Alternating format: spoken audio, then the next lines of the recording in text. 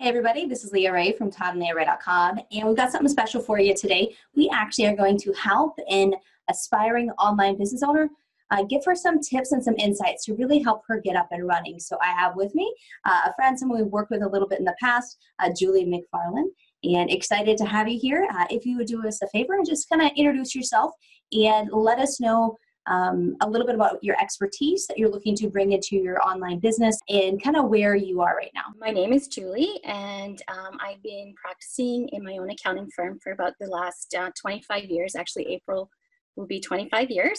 Wow. So we've been providing accounting services to small business in our local area on a contractual basis. So they get the benefits of having like an in-house accountant, but they don't have to pay for having someone there if they're not big enough to do all the inside accounting. So that's kind of what we do. That's kind of our niche. Mm-hmm. So we're getting to the point where we want a little bit more freedom in life. Kids are moving out, not living near us and stuff. So just looking to take it online and provide, maybe some of those services or do a little bit more of the consulting side, helping businesses get streamlined, that kind of thing. So that's where we're kind of at. Okay, awesome. And right now, are you at the idea stage or you are starting to implement some things?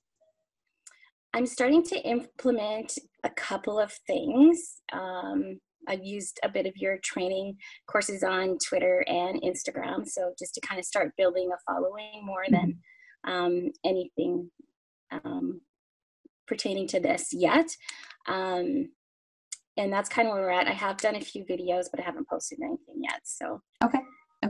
So just so I kind of understand your business model. So you are looking to work with small business owners, help them with their accounting needs, help them to save money, figure out accounting stuff, but do it in more of a digital format versus where you've been doing it more traditionally so far, correct? Correct. Yeah. Okay. Awesome. So I think you're on, growing that audience is going to be key. Understanding your audience is critical. Okay. Right. So knowing who they are, what they're looking for, what they want, what are their pains and their struggles is going to be really big. So I would imagine, and you've worked with these people for a long time, so you know this more than I, but I would assume, small business owners, they're up to their neck already just running the business, right? Exactly. And they don't like the whole, I know personally, like my stress level just goes up when I start thinking accounting. Like it's just, it's a typical. Yes. Yeah, it's just a headache for most small business owners. So knowing that pain and that frustration and that anxiety, and also the wonder of, could I be doing this better? Could I be saving more money? Could I be, paying less in taxes? All of that kind of stuff is sort of what they're thinking, what they're feeling. What they want, right, is to not think about accounting, right? They want this as streamlined, as easy as possible. They want to be able to focus on income producing activities instead of this kind of operation level stuff. Exactly. Okay, awesome. So now, would you say that your first priority is offering? There's I see three avenues for you for monetization. Okay. One is just affiliate products. So if you can be an affiliate for QuickBooks, different things like that, you could just simply create content online, build your brand, and refer people through your affiliate links to these products. Another avenue would be virtual consultations, right?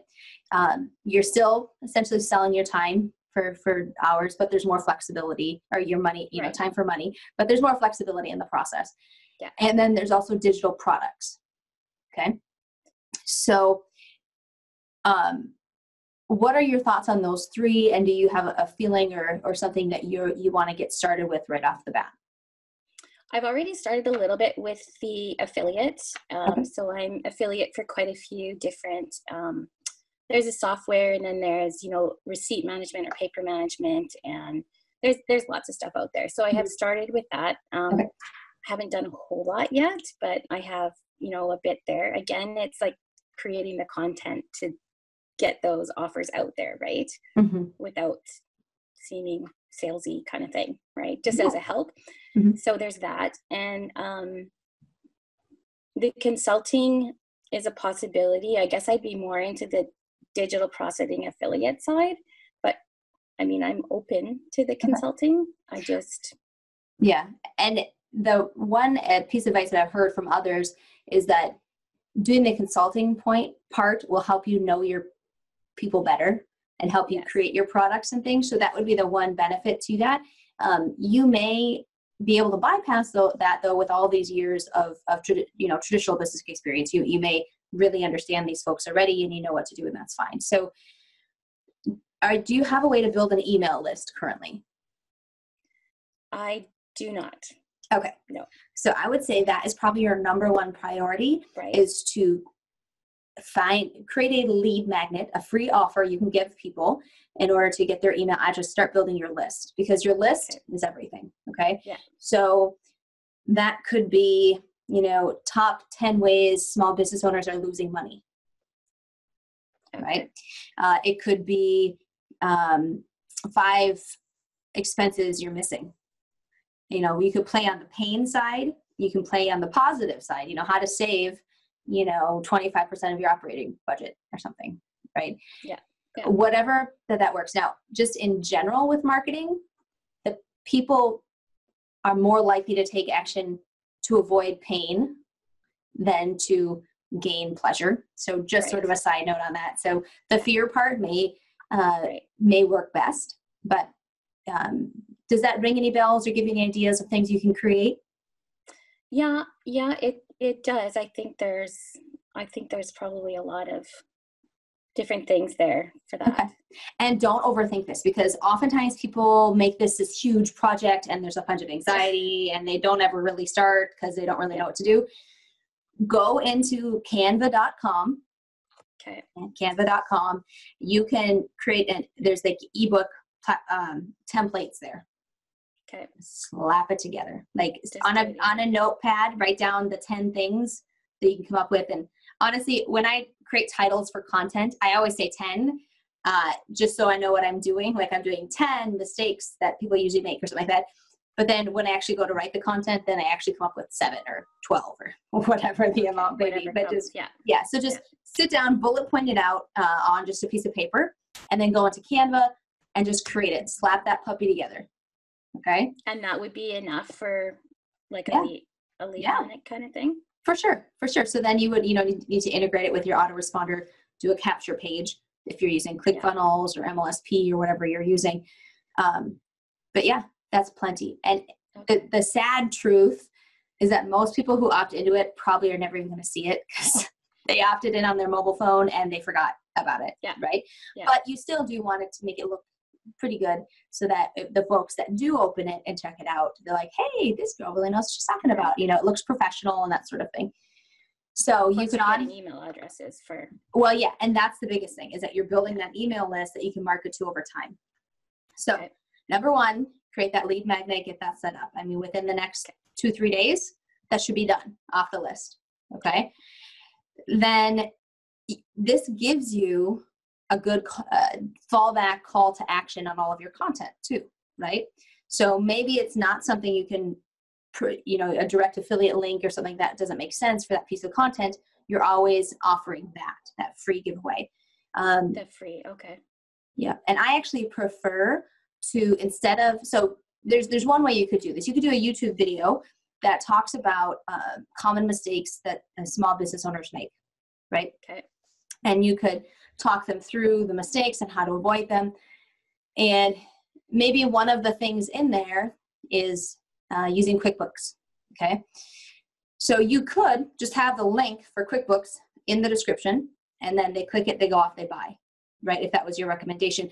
However, if they do that, you did not build an email list and you're not building a return customer.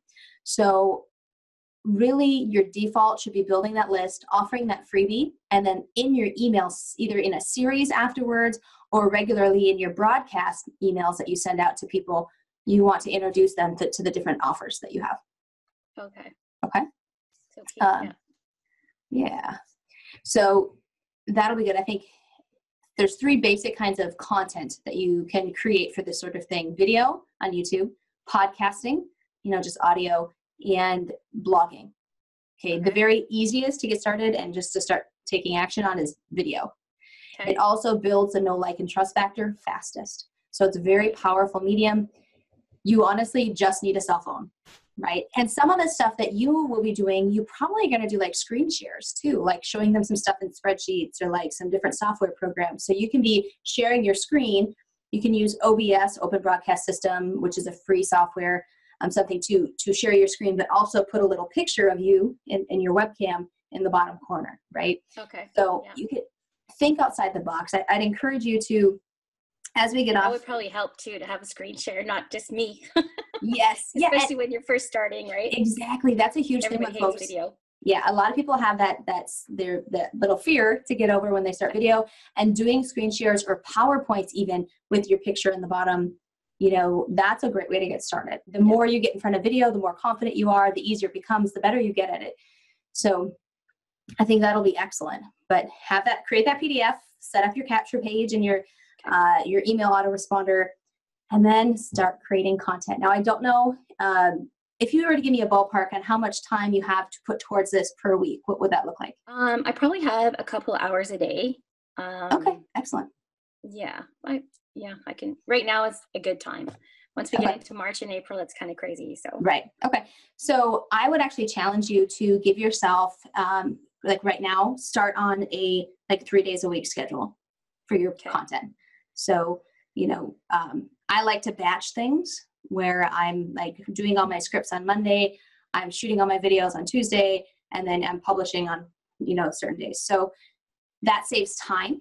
When we keep our brain in the same flow, we can be a lot more productive. Yeah. So I would definitely do that. But if you have 2 hours a week, 2 hours a day, 3 videos a week would be good. And then as you get more proficient at it, bumping that up to daily. With YouTube, they're going to love you more the more you produce. So that means that you're going to show your stuff to more people. So, like currently right now, I'm on a 90-day video push. So for the next 90 days, I'm doing, 89, I'm on day 2. I'm going to be creating videos, publishing videos on YouTube for the next 89 days. So that really tells YouTube you're for real. You can create content, you can get it out there, and they should show your stuff to people. Okay. So since you have an audience you're growing on Twitter, you want to make sure that you get that in your rotation. Any piece of content that you publish on YouTube, you want to add to your tweets for Twitter, that's going out regularly. Instagram, how many followers do you have on Instagram currently? About 2,600. Okay. This will be easier once you get to 10,000. But you can still, once you get to 10,000, what I like to do is I just take the download of my thumbnail, whatever I created for the video, and I just upload it as a story to Instagram. And then I just tell it to swipe up to watch. And then I link it to the video. So I'm driving traffic off of Instagram to YouTube as well. If you do not yet have 10,000 followers and you can't have that swipe up feature, you can still, and this is what we used to do before they had that feature, was you want to make sure your YouTube name is easy to remember, and because you're going to have to write it out, right? Because you're going to put that lead magnet you've created in your website link on Instagram. So how do you drive? That's your one place you have a website. So for driving traffic to any blog posts or anything like that, you would do a post about it. In the caption, you're going to say, hey, go to, youtube.com/c/Julie McFarlane or whatever to catch today's video that's going to teach you all about how to get started with QuickBooks, or how to connect your QuickBooks to your bank account, or whatever. So tell me, what questions do you have for me at this point? The biggest thing is always content, right? And just, I think if you actually just sit down and, like you said, make a schedule to bash it out while you're all, instead of doing one here and one there and one all over the place, you kind of get your mind in the flow. That's always a big thing for me. Is coming up with the ideas, even because it's so commonplace for me that you don't necessarily think that it's anything that people are going to want, right? Because it's just what I do. Right. And so that's the one thing, the benefit of really talking to an audience. If you're doing, you want to poll your audience, if you can have some conversations on Twitter, on Instagram, anywhere you can engage with people who are your target audience, you're going to learn. You're going to learn what kind of language they use, because you might use some really technical term, but they might be saying something else, or may not understand that it's the same thing, right? Yeah. So knowing your audience inside and out, is obviously that's going to grow as you progress, but always taking the opportunity to talk with them and to engage with them is going to help you speed that process up. Right. Okay. And so really you're looking at getting the content out on YouTube, really, and feeding Instagram and Twitter back to YouTube. Yes. And if you do have a blog, if you've got a website up, I would just embed that video into your blog. So it gives, I don't have a blog right now. And don't let that, don't hold up for that. Okay. It's something to work towards. And when you get it, so maybe in 6 months, you're able to take on less in your traditional side of your business, so you have more time to put towards this, and you've got the website up. Awesome. Then it'll be part of your distribution of your content. Okay, just another step in the distribution process. So you created the video, it's up on YouTube. Now I'm going to create a new blog post. I'm just really going to title it, give it a short little summary, and I'm embedding that video there. It's going to give you some more content on your blog, which is great. You can drive more traffic with that and everything, but it's also going to give a backlink that YouTube is going to see. And that's going to help YouTube. It helps you in the algorithm when it comes to ranking and everything. Okay. Yeah. Yep. So sounds good. Yeah. So distribute it through all methods that you have available to you. That's more so when you're getting started, right? So say you do a 100-day run. Right? You get going for a little bit, you're doing 3 days a week, and you're like, I can do this. I can really do this. You build up that confidence. You figure out your schedule so you can manage daily videos. Fabulous. You said, I'm going to go on a 90-day or 100-day run. And, halfway through that, YouTube starts paying attention, right? And they start saying, wow, Julie, she's getting some watch time. She's doing some things. And so the more that YouTube suggests your content for you, the less you have to rely on your own distribution methods. But having them is great. Plus, now you're building an email list. Right. You're on our email list. What do we do every time we create content, right? We're sending that out to that email list. You're building more know, like, and trust factor. You're giving them another opportunity to see you, to get to know you, to get to know you, and possibly make a purchase or something. So makes sense. Yeah. I think the 2 things to focus on first is just creating your own lead magnet. Well, 3 things: creating your own lead magnet, figuring out the affiliate offers, right, that you want to work with, and creating content. Okay. Go to town on that. And then long term, if you want, you can work on creating your own digital products. But that is a huge beast. And if you try to do that from the beginning, it's just going to slow the entire process way down. Weigh me down. Yeah. And honestly, I know people who crush affiliate stuff, like 7 figures a year just in affiliate products. They don't even have their own products.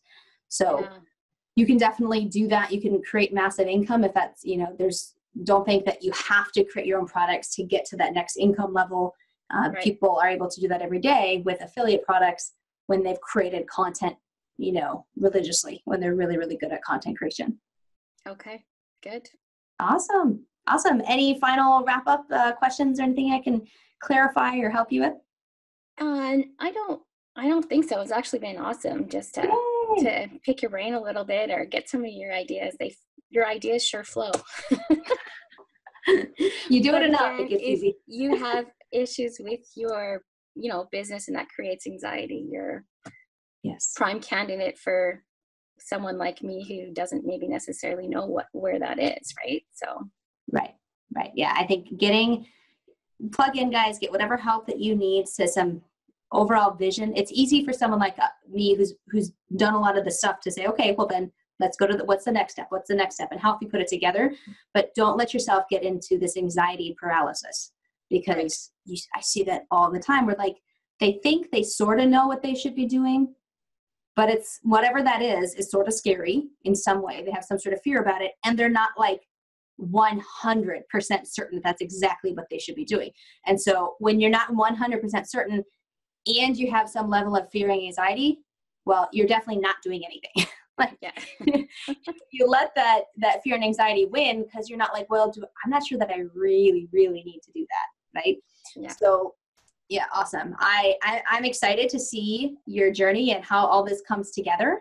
We can maybe do a little, we can do like a little touch base in a few Sure. months once you get things up and going and show folks the kind of success and what you've been able to put together. So if people are interested in following you or seeing you online, where should they find you? How should they get in contact with you?